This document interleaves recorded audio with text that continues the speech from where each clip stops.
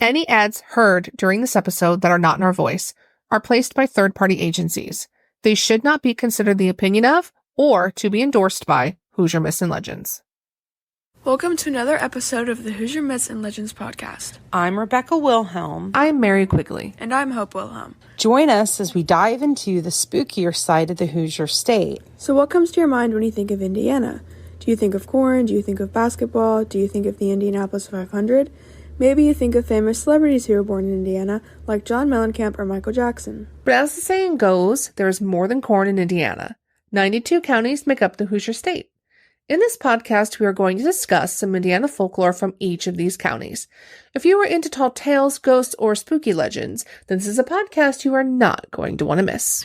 This is the first episode in our countdown to Halloween. Each day this week, we are bringing you a creepy story from the Hoosier state.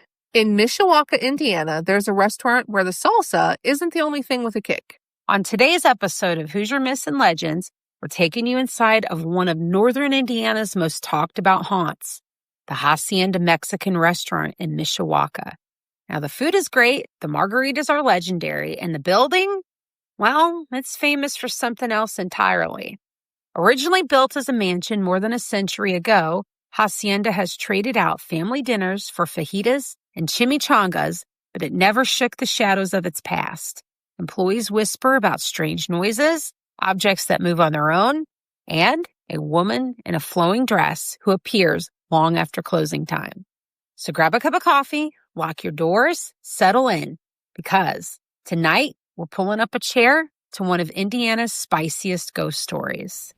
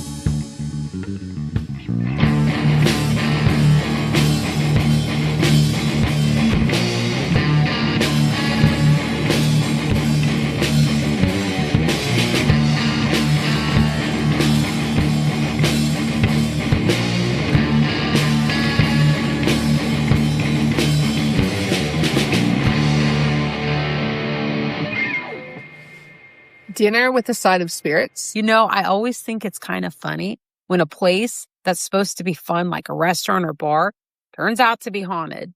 You're just there for tacos, and instead, you get a side of ghosts. Exactly. Like, I'm fine with bottomless chips and salsa, but bottomless pits of dread? Hard pass. And yet, here we are, digging right in. So, let's get into it. Before it became a restaurant, the Hacienda was the kind of house that turns heads. Built in the early 1900s, it was a symbol of wealth and success in Mishawaka, a city fueled by industry and ambition. Imagine it. Tall windows, wide staircases, the kind of architecture meant to impress visitors. It wasn't just a home, it was a statement. And like so many old houses, it gathered its share of stories. Mishawaka grew, industries rose and fell, and the mansion changed hands. Eventually, instead of echoing with the footsteps of its owners, it filled with the clatter of plates and the chatter of customers. Hacienda moved in, and the building found a new purpose. But here's the thing. Sometimes the past doesn't like being replaced. And according to employees and diners alike, some former residents decided they weren't moving out just because the menu had changed. And one of the most common reports at the Hacienda involves the lights. Workers will finish their closing duties, shut everything down, and head out, only to find the lights blazing when they return the next morning. Sometimes they flicker, other times they turn on and off as if on command, and there's no logical explanation. Then there are the doors. The kitchen has a heavy swinging door that staff swear will open and close on its own.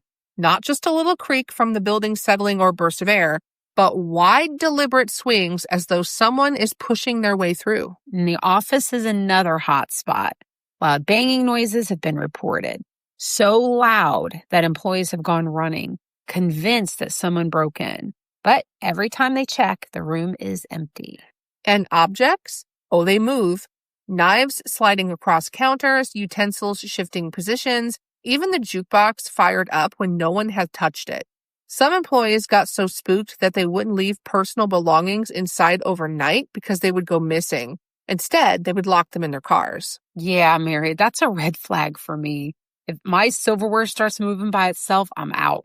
Same. I'll take a ghost pepper over a ghost knife any day. But the most famous sighting is the woman in white, or she's sometimes seen in a purple dress. Now, she's been gliding through the hallways late at night, sometimes near the attic, sometimes in the dining areas. But former employees say that she's more of a watcher than a threat. But her presence leaves no doubt that something strange is going on with this building. We're going to take a short break. Now, don't go anywhere because we're going to get into some theories on who this woman in purple might be.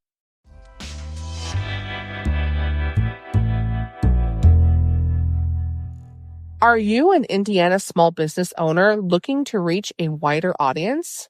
Consider partnering with the Hoosier Myths and Legends podcast directly to advertise your business. Our listeners are passionate, engaged, and love supporting local businesses just like yours. By advertising with us, you'll connect directly with a community that values what Indiana has to offer. Promote your business with the Hoosier Myths and Legends podcast and watch your customer base grow. Ready to make your mark? Contact us today at HoosierMythsandLegends@gmail.com. And let's bring your business to the forefront. We're back. So who is she? One story claims she was a maid who lived in the mansion long ago. According to the legend, she fell in love with the owner, became pregnant, and when the scandal broke, she was shunned. Heartbroken and isolated, she either took her own life or died in some tragic way tied to the house. And now, her restless spirit lingers. It's a story that fits the legends of so many haunted houses. You got love, you have betrayal, and of course sorrow. And it just gets woven into the walls. But the Hacienda has another theory whirling around too. One that points to water. Some locals believe a woman drowned in the cistern or well in the property, and her spirit is bound to it. And that's why employees describe a damp, heavy feeling as if the air itself remembers the tragedy. Paranormal investigators have been called in over the years. They've used EMF meters, EVP recorders, and the works. While no one captured definitive proof, the sheer volume of personal accounts from staff, guests, and people who didn't know the legends before visiting makes Hacienda one of Indiana's most convincing cases. So the next time that you're in Mishawaka and you stop in for a plate of enchiladas or one of those legendary margaritas, take a look around. Watch the lights, listen for footsteps in the empty halls, and if you feel a chill down your spine, don't just blame the air conditioning. Because at the Hacienda, the spirits don't just come in a glass. They might just be sitting at the table next to you waiting to be noticed. Have you ever had an experience at the Hacienda? Are you familiar with any of the legends we discussed today? We would love to hear about it. Please send us an email to HoosierMythsandLegends@gmail.com or reach out to us on social media. We may use it in a later episode. In the email, let us know if you wish to remain anonymous.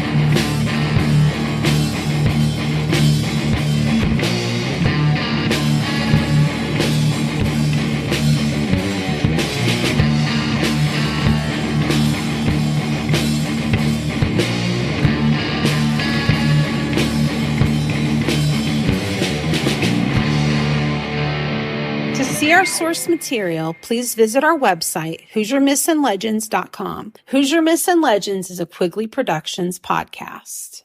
Our theme song was written and recorded by Wet Blanket. The song title is Taxidermy Race Car. As always, stay spooky.